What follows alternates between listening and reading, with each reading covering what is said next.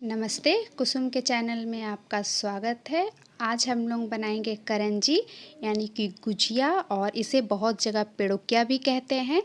तो हम बनाना स्टार्ट करें उससे पहले मैं आपको बता दूं कि इस पे बहुत छोटी-छोटी बातें मैंने बताई है इस गुजिया को बनाने में। तो आप अगर इसे वीडियो को पूरा नहीं देखेंगी और अगर आप इसे पार कर करके देखेंगी तो आपको समझ में नहीं आएगा कि मैंने किस जगह कौन सा टिप यूज़ किया है। तो प्लीज़ वीडियो को पूरा देखें। तो चलिए हम लोग बनाना स्टार्ट करते हैं। 8 9 10 काजू हैं और 6 7 किशमिश है और थोड़े से गड़ी है। इन्हें सभी को मैंने अच्छी तरह से कट कर लिया है। और ये हाफ़ कटोरी मैंने लिया है सूजी और ये हाफ़ कटोरी चीनी। तो चलिए हम सबको अच्छी तरह से पहले भून लेते हैं। तो कढ़ाई मैंने गैस पर रख दी है, चलिए देखते हैं। तो कढ़ाई में मैंने करीब 2 से 3 चम्मच घी डाला है अच्छी तरह से, और अब मैं इस पे डाल देती हूँ जो ड्राई फ्रूट्स मैंने काट करके रखे थे वो सारे, और इसे मैं अच्छी तरह से ब्राउन करके एक एक करके सारे को तल लूँगी।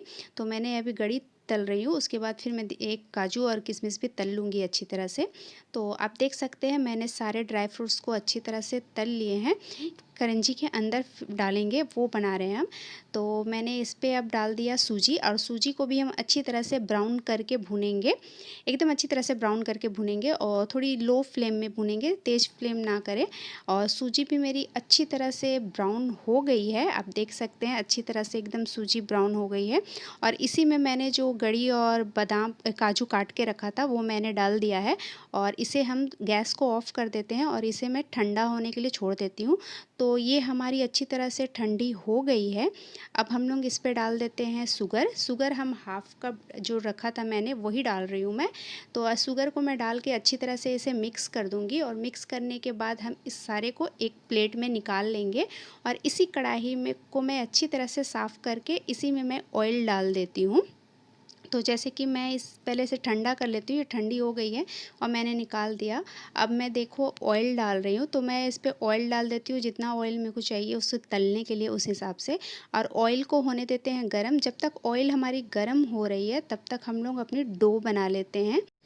तो मैंने एक कटोरी ले लिया है, उस पे मैं करीब 1 कप मैदा डालूँगी। 1 कप मैदा से आप थोड़ा सा ज़्यादा भी ले सकते हैं, पर मैं 1 कप ही मैदा डाल रही हूँ क्योंकि मुझे थोड़ा बनाना है इसीलिए। और इसमें मैं करीब 2 चम्मच ऑयल डाल रही हूँ अच्छी तरह से भर के, 2 से 3 चम्मच ऑयल।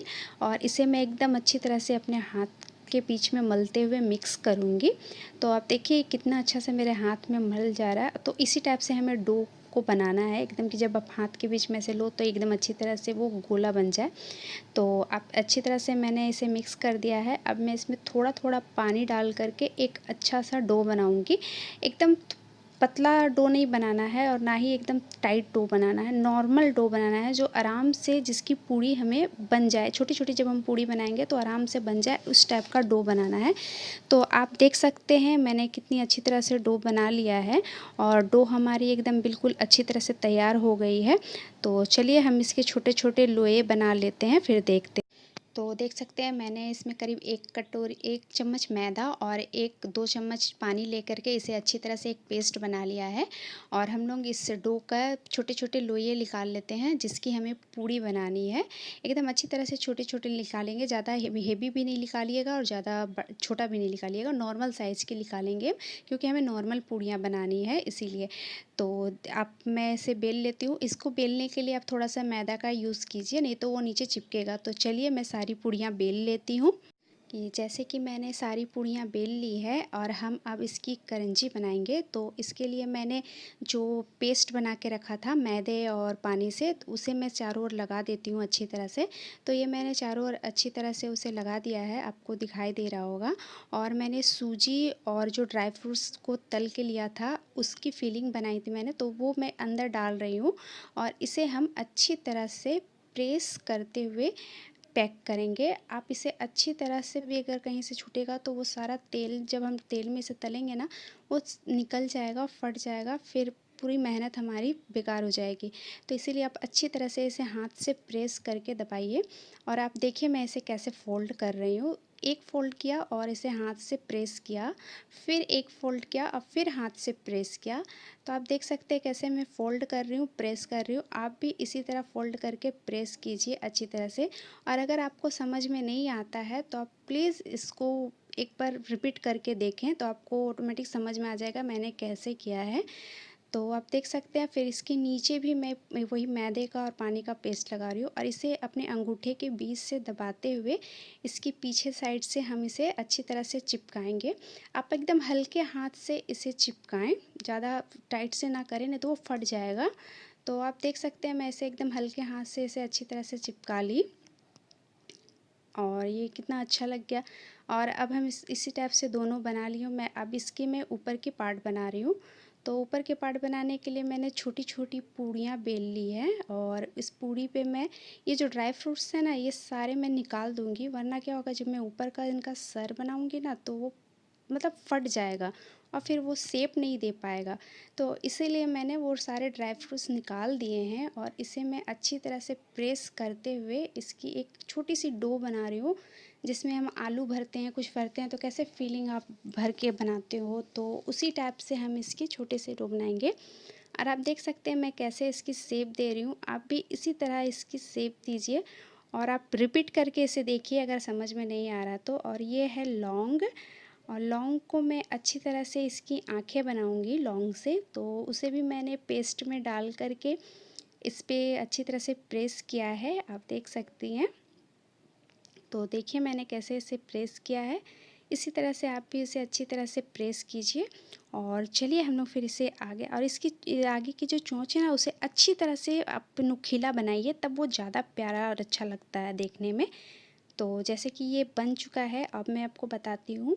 एक आप टूथपिक ले लीजिए, जैसे कि मैं आपको दिख रहा होगा वीडियो में मैंने एक टूथपिक लिया हुआ है। तो इस टूथपिक को आप अच्छी तरह से, हम एक नीचे वाले पोर्शन पे भी होल मारेंगे और उसके जो ऊपर वाले उस पे भी एक होल मारेंगे। दोनों पे एक एक होल डालने के बाद उस टूथपिक पे भी अच्छी तरह से पेस्ट लगाएंगे और फिर टूथपिक को भी उसके अंदर प्रेस करके उसके ऊपर से फिर हम इसे भी प्रेस कर देंगे। आप देख सकते हैं कितना अच्छी तरह से। तो देखिए कितनी अच्छी तरह से मैं कर दी। अब तो ये आप देख सकते हैं, और इसे एक शेप दे देंगे। अगर हाथ से थोड़ा इधर उधर हो जाता है तो आप इसे एक शेप दे दीजिए। तो देख सकते हैं आप ये कितना अच्छा तरह से बन गया हो। और कितना इसके सर के ऊपर मैंने इसे जानबूझ के एक छोटा सा चिन्ह रखा है कि वो थोड़ा प्यारा लगे देखने में। तो हम दूसरा भी इसी तरह से बना लेते हैं। तो दूसरे पे मैं आपको आँखें लगा के दिखाती हूँ कि मैं नीचे आँखें रख के इसे लगाऊंगी तो आपको समझ में आएगा कि मैंने इसकी आँखें कैसे लगाई है। तो मैंने इसे लगा दिया है। अब जैसे मैंने लौंग लिया, लौंग को मैं ऐसे डिप करूँगी और एक साइड से मैं प्रेस करूँगी और फिर दूसरे साइड से भी मैं उसी टाइप से हल्के से टाइट करके प्रेस करूँगी। तो आप देख सकते हैं मैंने कैसे दोनों साइड से अच्छी तरह से इसे प्रेस करते हुए लगाया है। आप भी इसे इसी तरह से प्रेस करते हुए लगाएं और इसकी चोंच थोड़ी सी आप वापस से हाथ से शेप दे दें, वरना क्या होता है ना वो हिल जाता है। तो चलिए हम इसी तरह से अपने सारे बना लेते हैं, फिर हम आपको दिखाते हैं। तो देख सकते हैं मैंने सारे बना दिए हैं। अब हम लोग इस पे कलर डालेंगे। तो कलर डालने के लिए मैंने यहाँ पे करीब रेड कलर लिया है, रेड ऑरेंज कलर है ये। इसे मैं डंडीज में लगा करके इसकी चोंच के नीचे हल्के हल्के हाथ से मैं इसे लगा रही हूँ और इसी तरह से मैं सारे को कलर करूँगी अच्छी तरह से। तो आप देख सकते हैं मैं इसे कैसे कलर कर रही हूँ। आप भी इसी तरह से हल्के हल्के हाथ से कलर कीजिए, वरना आप मतलब थोड़ा ज़्यादा इसे मत कीजिएगा हड़बड़ा करके, वरना इधर उधर लग जाएगा तो फिर वो पूरा कलरफुल हो जाएगा, मज़ा नहीं आएगा देखने में। तो आप देख सकते हैं मैंने कलर कर दिया है। अब चलिए हम लोग इसे तल लेते हैं। तो चलिए तलते हैं इसे। तो ऑयल हमारी एकदम मीडियम गरम है, ज़्यादा तेज़ गरम नहीं है ये। और हम इस टाइप की एक छन्नी लेंगे, कंची लेंगे और इस पे हम उस को उठाएंगे बच्चे को और ऐसे हम ऑयल में धीरे से इसे छोड़ेंगे। आप तेज़ी से इसे ना डालें, धीरे से ही छोड़ते हुए रखें, क्योंकि अगर ज़्यादा तेज़ी से आप इसे डालेंगी ना तो आपके हाथ जलने के चांस होते हैं। क्योंकि अपन कढ़ाई के ऊपर डालते हैं ऑयल, उसे बीच में डालना है ना, तो हाथ में थोड़ा सा लग जाने के चांस होते हैं। इसीलिए आप इसी तरह से इसे उठा करके एक एक करके छोड़ें।